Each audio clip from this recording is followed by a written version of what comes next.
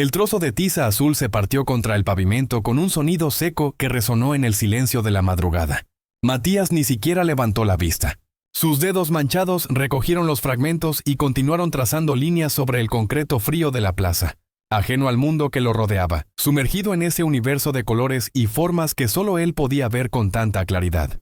Tenía 11 años, pero su mirada parecía contemplar realidades que la mayoría de las personas jamás alcanzaría a comprender. «Matías, por favor, ya es hora». La voz de Rocío sonaba cansada, quebrada por el peso de incontables noches sin dormir. Su madre se acercó con una bolsa de plástico rasgada donde guardaban las pocas tizas que les quedaban. El vestido que llevaba había sido lavado tantas veces que el color original era apenas un recuerdo, y sus zapatos desgastados dejaban ver sus dedos a través de las costuras rotas. Matías no respondió. Nunca lo hacía cuando estaba dibujando. Su mundo interior era tan intenso, tan absolutamente absorbente, que las palabras de los demás llegaban como ecos distantes, sin significado real. Sus manos se movían con una precisión casi sobrenatural, creando en el suelo sucio de esa plaza olvidada un mural que parecía cobrar vida propia. Un jardín imposible lleno de flores geométricas y mariposas con alas formadas por patrones matemáticos perfectos. Rocío se arrodilló junto a él, ignorando el frío que atravesaba sus rodillas. Había aprendido hacía mucho tiempo que no podía interrumpirlo bruscamente. Los primeros años, cuando todavía no entendía el autismo de su hijo, había intentado forzarlo a comunicarse, a mirarla a los ojos, a comportarse como los demás niños.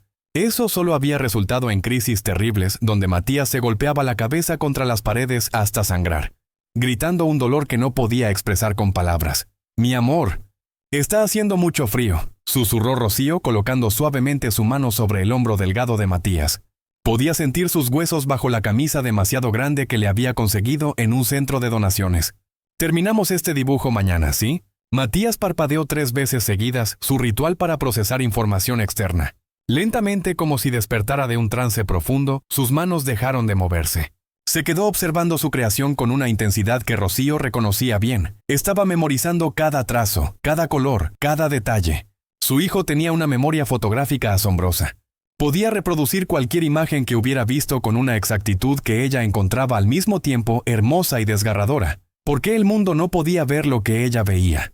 ¿Por qué nadie más se detenía a contemplar el genio que habitaba en ese niño delgado y silencioso que apenas los miraba a los ojos? Se levantaron juntos. Rocío guardó las tizas cuidadosamente en la bolsa, mientras Matías realizaba su secuencia de despedida. Tocaba el borde de su dibujo exactamente 4 veces. 1 por cada punto cardinal, antes de retroceder 3 pasos.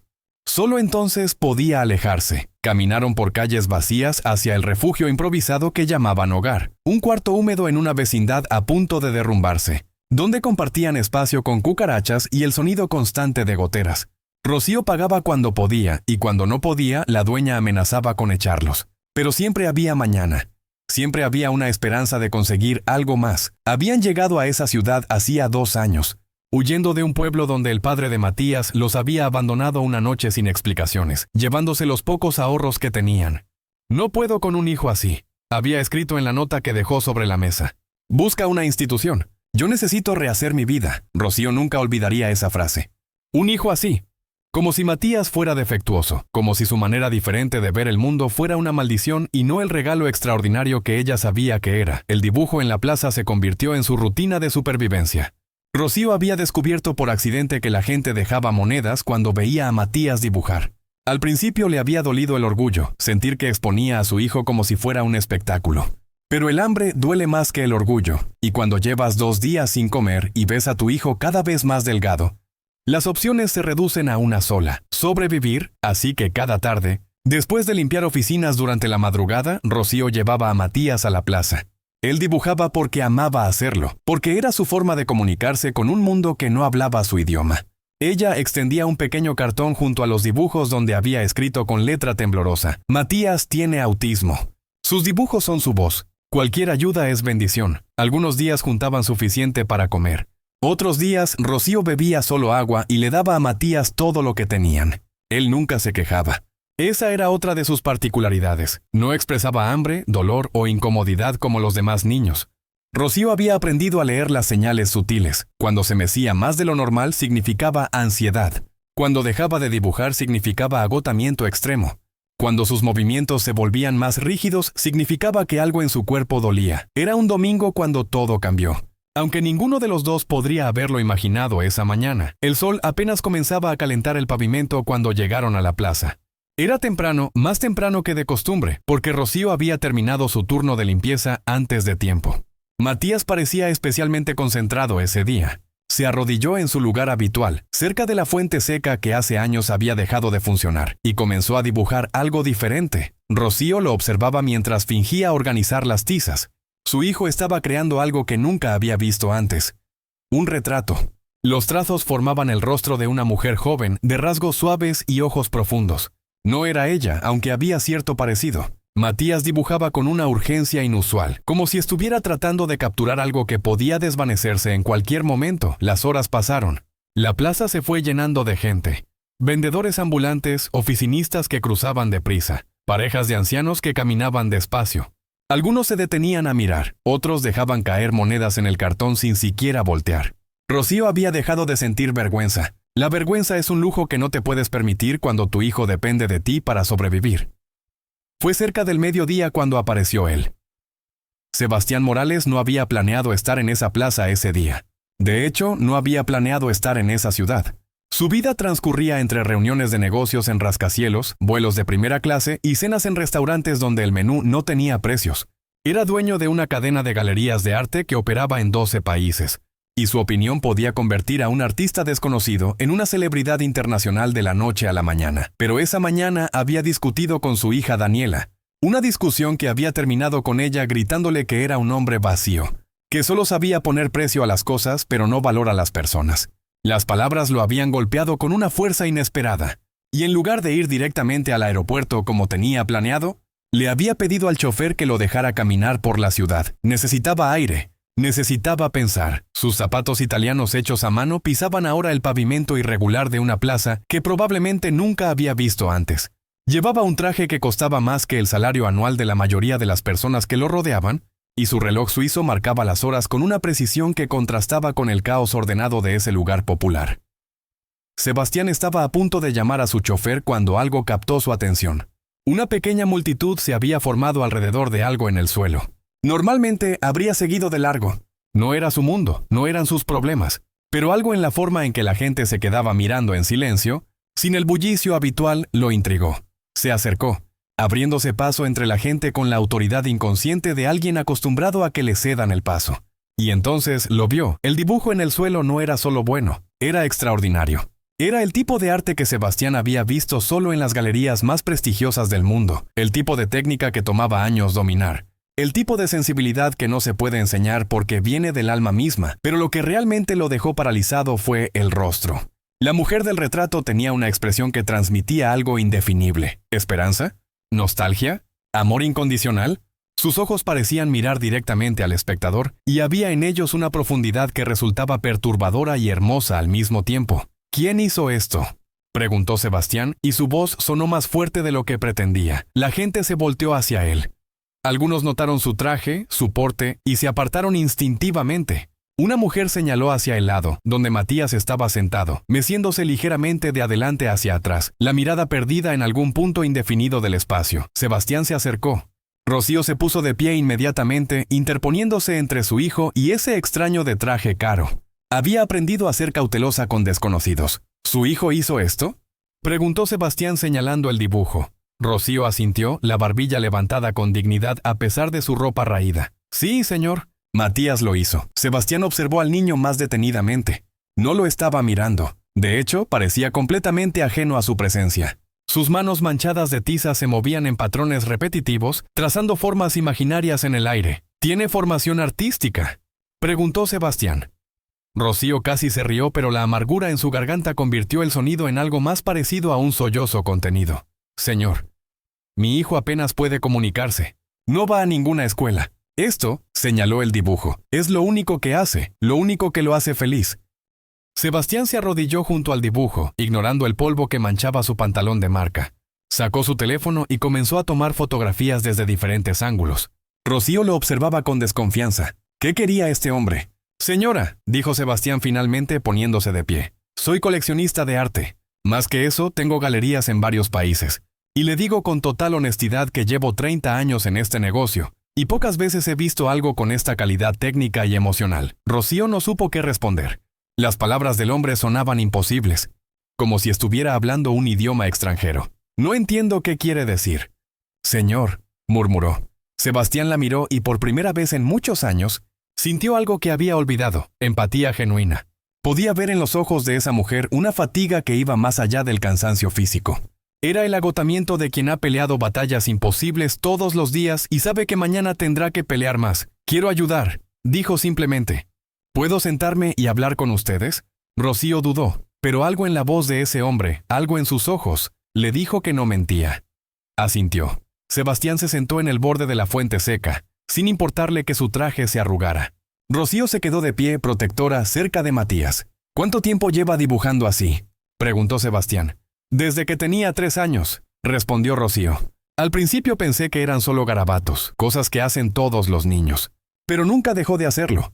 Cada día, horas y horas. Cuando cumplió 5 años y todavía no hablaba. Cuando no me miraba cuando lo llamaba. Cuando entraba en crisis si alguien cambiaba sus cosas de lugar. Lo llevé a un hospital público. Después de meses de espera, un doctor me dijo que tenía autismo. Me explicó que probablemente nunca hablaría con normalidad, que necesitaba terapias especiales, educación especial, un montón de cosas que cuestan dinero que no tengo. Su voz se quebró ligeramente en la última frase. Sebastián notó cómo apretaba los puños, como si estuviera tratando de contener emociones demasiado grandes para su cuerpo cansado. El padre de Matías nos abandonó poco después del diagnóstico, continuó Rocío. No pudo aceptar que su hijo fuera diferente, así que nos fuimos. Llegamos aquí sin nada, buscando oportunidades. Trabajo limpiando oficinas de noche. No es mucho, pero no me alcanza ni para pagar un cuarto decente. Por eso venimos aquí. La gente a veces deja algo, lo suficiente para que comamos. Matías dibuja porque lo necesita, no porque yo se lo pida. Es su forma de estar en paz con el mundo. Sebastián escuchó en silencio. Cada palabra era una bofetada a su conciencia dormida. Pensó en su propia hija, Daniela, que había crecido con todos los privilegios imaginables y aún así lo acusaba de no entenderla. Y aquí estaba esta mujer, que no tenía nada, dándolo todo por un hijo que el mundo consideraría problemático. ¿Puedo hablarle a Matías?, preguntó suavemente. Puede intentarlo, pero probablemente no le responda. No es grosería, es que su cerebro funciona diferente. A veces habla, pero solo sobre cosas específicas que le interesan. Y no sostiene conversaciones como nosotros. Sebastián se acercó a Matías y se arrodilló a su altura, cuidando de no invadir su espacio personal. Hola, Matías. Me llamo Sebastián. Tu dibujo es muy hermoso. Matías no lo miró. Continuó meciéndose, trazando patrones invisibles en el aire con sus dedos manchados. Pero algo sucedió. Dejó de mecerse por un segundo, apenas perceptible, como si hubiera registrado la presencia de Sebastián. ¿Quién es ella?, preguntó Sebastián señalando el retrato en el suelo. ¿La mujer del dibujo? Matías parpadeó 3 veces. Luego, con una voz monótona pero clara, dijo, «Mamá feliz». Fueron solo 2 palabras, pero el impacto fue devastador. Rocío se llevó la mano a la boca, los ojos inundados de lágrimas. Sebastián sintió un nudo en la garganta. El niño había dibujado a su madre no como era ahora, agotada y vencida por la vida, sino como debía verse en sus recuerdos más felices. O quizás como él deseaba verla, radiante, en paz, sonriente. «Gracias por explicármelo, Matías», dijo Sebastián con voz temblorosa. Sacó su cartera y extrajo varios billetes. Rocío palideció al ver la cantidad. Era más dinero del que había visto junto en meses. «No, señor, no puedo aceptar eso», dijo retrocediendo. «Es demasiado». «No es caridad», respondió Sebastián firmemente. «Es una inversión. Quiero proponerles algo, pero necesito que confíen en mí». Y entonces les contó su plan. Tenía una galería importante en esa misma ciudad, a pocas cuadras del centro. Quería organizar una exposición con los dibujos de Matías. No en el suelo de una plaza, sino en paredes, en un espacio digno donde el arte pudiera ser apreciado verdaderamente. Usaría su influencia para atraer coleccionistas, críticos, medios de comunicación. Les daría a Rocío y Matías un adelanto para que pudieran mudarse a un lugar decente, y además cubriría todas las terapias que Matías necesitara. Pero hay algo importante que deben entender, añadió Sebastián. Yo no voy a explotar a Matías. Esto no es un circo. Si en algún momento él está incómodo, si las luces, la gente o el ambiente lo alteran, se detiene todo. Su bienestar está primero. ¿Está claro? Rocío no podía hablar. Las lágrimas corrían libremente por sus mejillas. Asintió repetidamente, incapaz de articular palabras. Era demasiado. Tenía que ser un sueño. En cualquier momento despertaría en su cuarto húmedo, y esto habría sido solo una fantasía cruel de su mente agotada. Pero no era un sueño. Sebastián era real, y su propuesta también. Los siguientes días fueron un torbellino. Sebastián cumplió cada una de sus promesas. Primero, instaló a Rocío y Matías en un departamento pequeño pero limpio, con calefacción que funcionaba, sin goteras ni cucarachas. Rocío lloró la primera noche que Matías durmió en una cama de verdad, con sábanas limpias. Luego vinieron las terapias. Sebastián contrató a los mejores especialistas en autismo de la ciudad. No para arreglar a Matías, como algunos profesionales mal informados sugerían, sino para ayudarlo a desarrollar herramientas de comunicación y manejo sensorial que le permitieran navegar el mundo de manera más cómoda. La terapeuta ocupacional, una mujer llamada Elena, quedó fascinada con Matías desde la primera sesión. Observó cómo dibujaba y reconoció inmediatamente que no era solo talento, era una forma de procesamiento sensorial. El arte era la manera en que Matías organizaba el caos del mundo en patrones comprensibles. Su hijo tiene una capacidad extraordinaria, le dijo a Rocío. Su percepción visual está muy por encima del promedio. Ve detalles que la mayoría de nosotros ni siquiera registramos. Por eso sus dibujos son tan precisos, tan llenos de matices. Su cerebro está cableado diferente, y eso en el mundo del arte no es una limitación, es un superpoder. Mientras tanto, Sebastián trabajaba en la exposición. Había documentado todos los dibujos de Matías que encontró en la plaza antes de que la lluvia los borrara, y le proporcionó materiales profesionales, lienzos, pinturas acrílicas, carboncillos, pasteles. Matías experimentaba con cada uno, descubriendo texturas y posibilidades que las tizas baratas jamás le habían ofrecido. La primera vez que Matías tuvo un lienzo real frente a él, se quedó paralizado durante 10 minutos. Rocío comenzaba a preocuparse cuando finalmente lo vio extender la mano y tocar la superficie con reverencia. Luego comenzó a pintar, y lo que surgió fue una explosión de color y emoción que dejó a todos los presentes sin aliento. Sebastián invitó a la exposición a los críticos de arte más importantes del país, pero también a organizaciones que trabajaban con personas con autismo, a familias que tenían hijos neurodivergentes, a educadores. Quería que esto fuera más que una simple exhibición, quería cambiar percepciones. La noche de la inauguración, Rocío estaba tan nerviosa que apenas podía respirar. Se había comprado un vestido sencillo con parte del dinero que Sebastián les había adelantado. Nada lujoso, pero limpio y nuevo. Y eso era suficiente para hacerla sentir como otra persona. Matías llevaba ropa cómoda, sin etiquetas que pudieran irritar su piel sensible.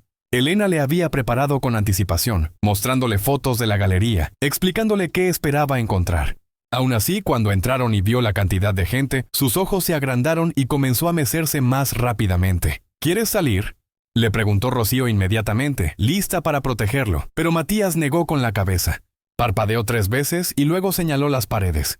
Allí estaban sus dibujos, sus pinturas, enmarcados profesionalmente, iluminados con luces que resaltaban cada trazo. Había un cartel grande que decía, «El mundo de Matías. Una perspectiva única». Rocío nunca olvidaría la expresión en el rostro de su hijo en ese momento. No era exactamente una sonrisa, porque Matías sonreía de manera diferente a los demás. Pero había algo en sus ojos, un brillo, una satisfacción profunda. Sus dibujos, su voz, habían sido escuchados. La gente se movía de cuadro en cuadro, algunos en silencio reverente, otros susurrando comentarios admirados. Sebastián había colocado pequeñas notas explicativas junto a cada obra, no solo describiendo la técnica sino también el contexto. Creado en el pavimento de una plaza con tizas baratas, pintado después de su primera sesión de terapia sensorial. Un retrato de esperanza en tiempos difíciles. Un crítico de arte famoso, conocido por sus reseñas despiadadas, se quedó frente al retrato de mamá feliz durante casi 15 minutos. Luego buscó a Sebastián. «Esto es genuino», dijo con voz temblorosa. «En 30 años de carrera he visto miles de obras, muchas técnicamente perfectas pero vacías. Esto tiene alma. Tiene algo que no se puede fingir. ¿Quién es el artista?». Sebastián señaló a Matías, que estaba en un rincón de la galería, observando sus propias obras desde la distancia con esa intensidad característica. ¿El niño? El crítico parecía incrédulo. «El niño», confirmó Sebastián. «Y antes de que preguntes, sí, tiene autismo. Y no, eso no lo hace menos artista. De hecho, te diría que su manera de percibir el mundo es exactamente lo que hace su arte tan extraordinario». El crítico se acercó a Rocío, que observaba todo desde un costado, todavía sin poder creer que esto estuviera sucediendo. «Señora, su hijo tiene un don», le dijo.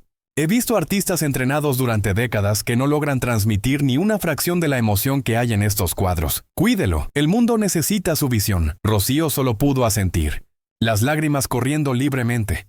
El crítico regresó con Sebastián y le dijo algo que cambiaría todo. Iba a escribir un artículo extenso sobre Matías para la revista de arte más importante del país, pero el momento más significativo de la noche llegó cuando una mujer joven se acercó a Matías. Tenía alrededor de 25 años y en sus manos llevaba una libreta. «Hola, Matías», dijo suavemente, arrodillándose a cierta distancia para no invadir su espacio.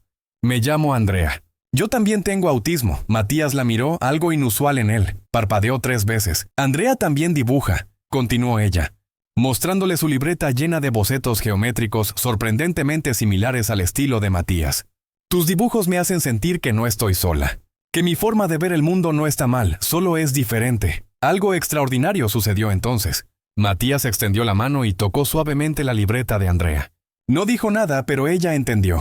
Era su forma de decir, te veo, te entiendo. Rocío tuvo que apartarse. La emoción era demasiado intensa. Elena, la terapeuta, la siguió. «¿Entiende lo que acaba de pasar?», le preguntó Elena. Matías acaba de conectar con alguien. No con palabras, no a la manera típica, pero conectó. Su arte creó un puente. Esa noche todas las obras se vendieron. Coleccionistas de todo el país hicieron ofertas que dejaron a Sebastián mismo sorprendido. El dinero que recaudaron era suficiente para asegurar el futuro de Matías, para pagar años de terapias, para darle a Rocío la tranquilidad que nunca había tenido. Pero más importante que el dinero fue el impacto. El artículo del crítico se publicó y se volvió viral. Medios de comunicación internacional quisieron cubrir la historia. Organizaciones de derechos de personas con autismo contactaron a Sebastián para colaborar. Familias de todo el continente escribieron cartas contando cómo la historia de Matías les había dado esperanza. Una de esas cartas llegó desde Argentina, de una madre llamada Patricia que tenía un hijo de 9 años con autismo que también amaba dibujar.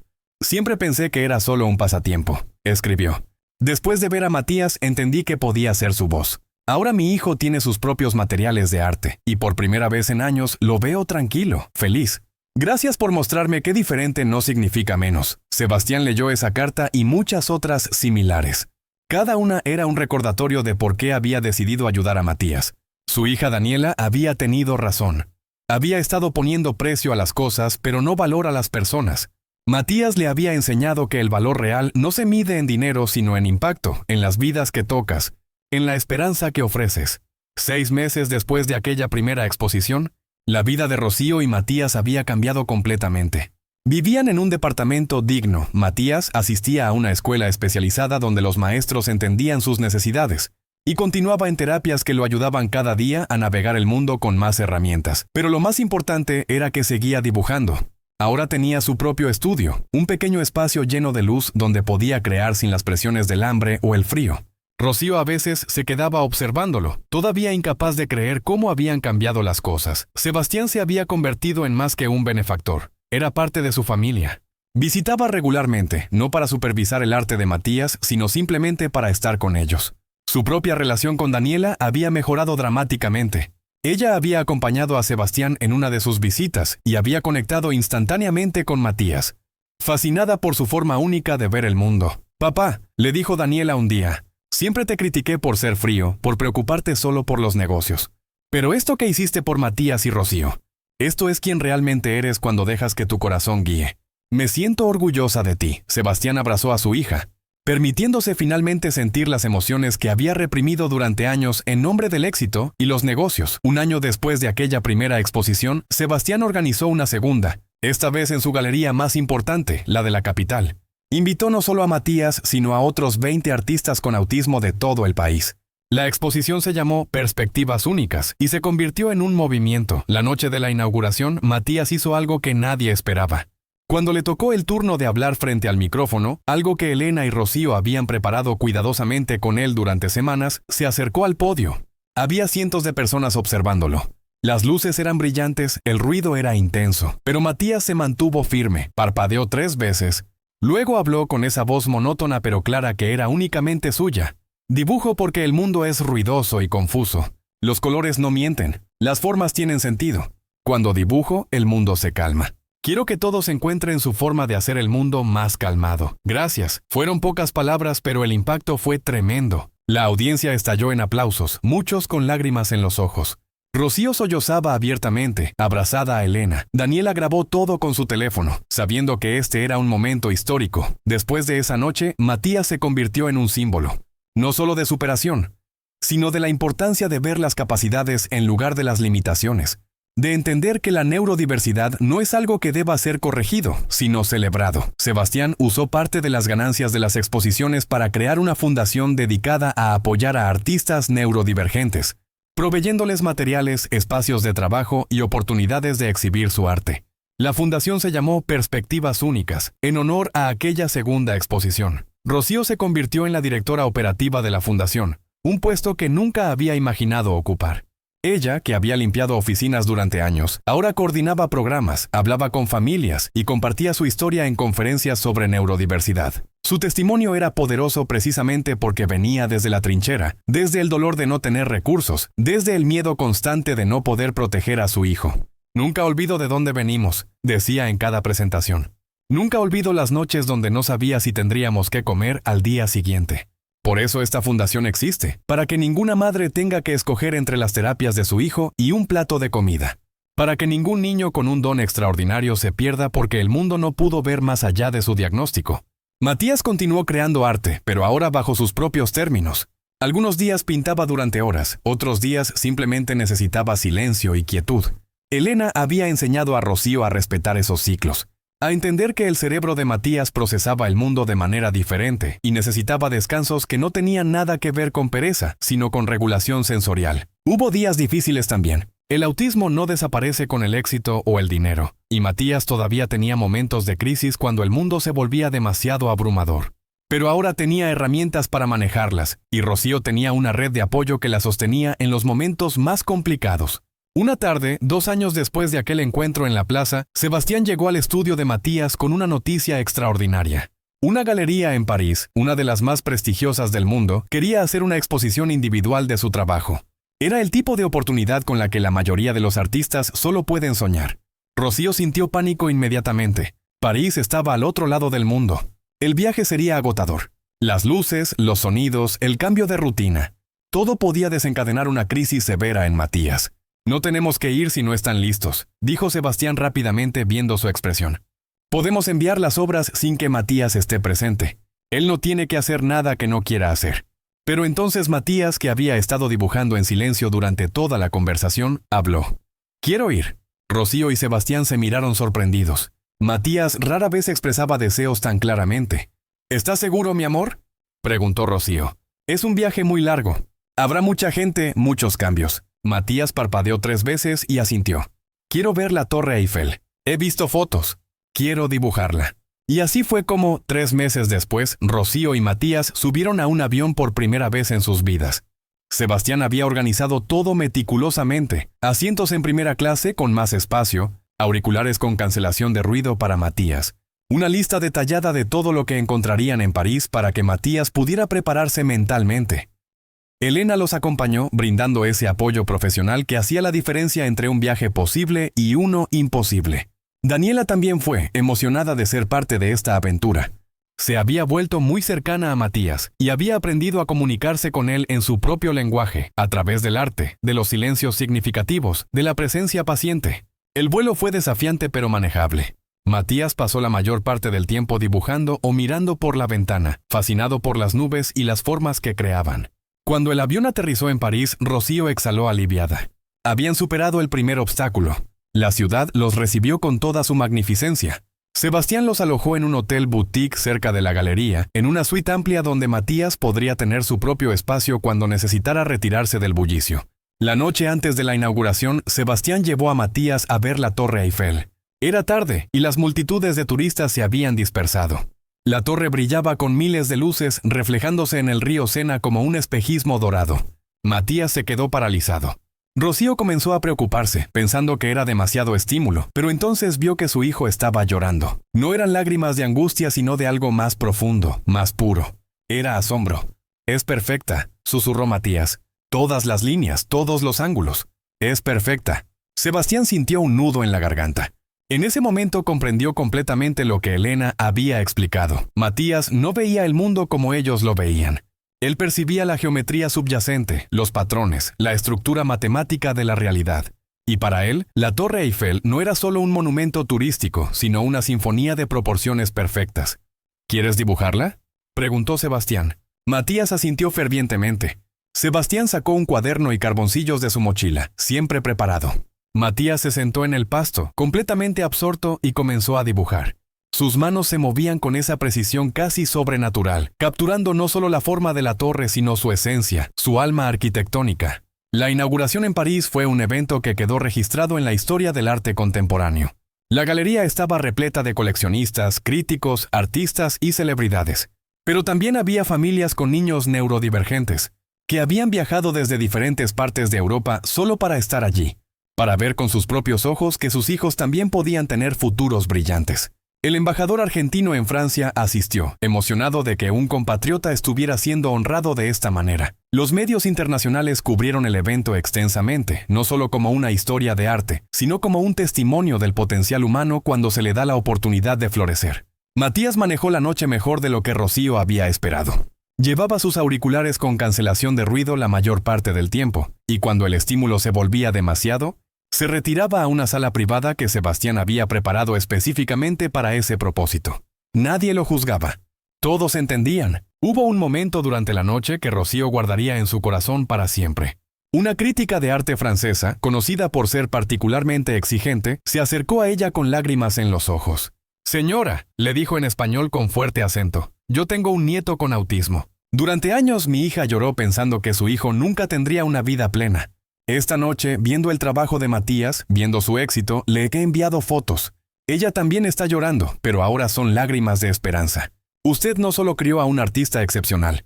Usted está cambiando cómo el mundo ve a nuestros niños. Gracias. Las obras de Matías se vendieron por cantidades que hacían que la primera exposición pareciera modesta. Pero más allá del dinero, el impacto cultural fue inmenso. Revistas de arte, psicología y educación publicaron artículos. Universidades invitaron a Rocío y Elena a dar conferencias sobre neurodiversidad y arte. El mundo estaba escuchando. De regreso en su país, Matías pidió algo inusual. Quería volver a la plaza donde todo había comenzado. Sebastián organizó una visita privada temprano en la mañana, antes de que llegaran las multitudes. Matías se arrodilló en el mismo lugar donde solía dibujar con tizas baratas. Llevaba ahora materiales profesionales, pero la esencia era la misma. Comenzó a dibujar directamente en el pavimento, recreando Mamá Feliz, ese primer retrato que había capturado la atención de Sebastián. Pero esta vez había una diferencia. En el dibujo, además de la mujer radiante, Matías añadió una figura más pequeña, un niño tomado de su mano mirando hacia adelante. No hacia el espectador, no hacia los lados, sino hacia adelante, hacia el futuro. Rocío comprendió el mensaje. Matías estaba contando su historia a su manera. Estaba diciendo, estuvimos perdidos pero ahora sabemos hacia dónde vamos. Cuando terminó, Matías se puso de pie y miró a su madre. Luego hizo algo completamente inesperado. La abrazó. Era la primera vez que él iniciaba un abrazo. Matías no era especialmente cariñoso físicamente, el contacto a veces lo abrumaba. Pero este abrazo era su forma de decir todo lo que sus palabras no podían expresar. Rocío lo sostuvo, sintiendo que su corazón podía explotar de felicidad. Todas las noches de hambre, todos los días de humillación, todos los momentos en que había querido rendirse pero no lo había hecho por él, todo había valido la pena por este instante. Sebastián observaba desde cierta distancia junto a Daniela. Su hija le tomó la mano. «Papá, ¿sabes qué es lo más hermoso de todo esto?», dijo Daniela. «No es que encontraras a un artista talentoso, es que viste a una persona cuando el mundo solo veía un diagnóstico. Eso es lo que realmente cambió todo». Sebastián asintió, incapaz de hablar. Había construido un imperio de galerías, había descubierto docenas de artistas exitosos, pero nada se comparaba con esto. Matías le había enseñado que el verdadero arte no está solo en los museos o en las paredes de las galerías. Está en la capacidad de ver la belleza donde otros solo ven dificultad. Está en creer en el potencial humano cuando todos los demás han dejado de hacerlo. Los años siguientes trajeron más éxitos. Matías continuó exponiendo internacionalmente. Su trabajo apareció en importantes museos, pero nunca olvidó sus raíces. Cada año, en el aniversario de aquella primera exposición, regresaba a la plaza y dibujaba durante horas, dejando que cualquiera observara, aceptando las monedas que algunos seguían ofreciendo no porque las necesitara, sino porque entendía que era su forma de conectar. Todo ese dinero iba directamente a la Fundación Perspectivas Únicas, que ahora operaba en 8 países y había ayudado a más de 500 familias con niños neurodivergentes a acceder a terapias, educación especializada y oportunidades artísticas. Rocío, en una entrevista para un documental sobre la historia de Matías, resumió todo en una frase que se volvió viral. Yo no salvé a mi hijo me salvó a mí. Me enseñó que el amor es más fuerte que cualquier diagnóstico, que la esperanza existe incluso en los lugares más oscuros y que los milagros no caen del cielo. Los construimos nosotros un día a la vez con fe y trabajo. Matías nunca se convirtió en alguien que hablaba mucho o que se sentía cómodo en grandes multitudes. Seguía siendo él mismo, un chico que veía el mundo de manera diferente, que necesitaba rutinas y silencios, que se comunicaba mejor a través de colores que de palabras. Y eso estaba bien. Más que bien, era perfecto, porque al final la historia de Matías no era sobre cambiar quién era para encajar en el mundo. Era sobre cambiar el mundo para que hubiera espacio para todas las formas de ser. La última obra que Matías creó para este capítulo de su vida fue un mural monumental en la fachada de un edificio céntrico comisionado por la ciudad. Representaba cientos de rostros diferentes, cada uno único, cada uno hermoso en su particularidad. En el centro, apenas visible a menos que te detuvieras a mirarlo cuidadosamente, había un pequeño niño arrodillado en el suelo, dibujando con tizas. Era un recordatorio. Para él mismo, para su madre, para todos los que lo veían. Nunca olvides de dónde vienes, pero nunca dejes que eso limite hasta dónde puedes llegar. Y en las noches tranquilas, cuando Matías estaba en su estudio trabajando en una nueva pieza, con Rocío leyendo en un sofá cercano y el futuro brillando como algo tangible y real, ambos sabían que habían encontrado algo que muchas personas buscan toda la vida y nunca encuentran. Un lugar en el mundo donde ser exactamente quienes eran era no solo aceptable, sino celebrado. La tiza se había convertido en óleo, el pavimento en lienzo, la invisibilidad en reconocimiento. Pero lo más importante que había cambiado era algo que no se podía medir ni vender. La certeza de que valían, de que importaban, de que el mundo era mejor porque ellos estaban en él. Y esa certeza, esa dignidad recuperada, era el verdadero milagro de esta historia. Cuéntanos en los comentarios, ¿qué te pareció esta historia? ¿De qué ciudad y país nos escuchas? No olvides suscribirte a Relatos que Estremecen para no perderte nuestras próximas historias emocionantes.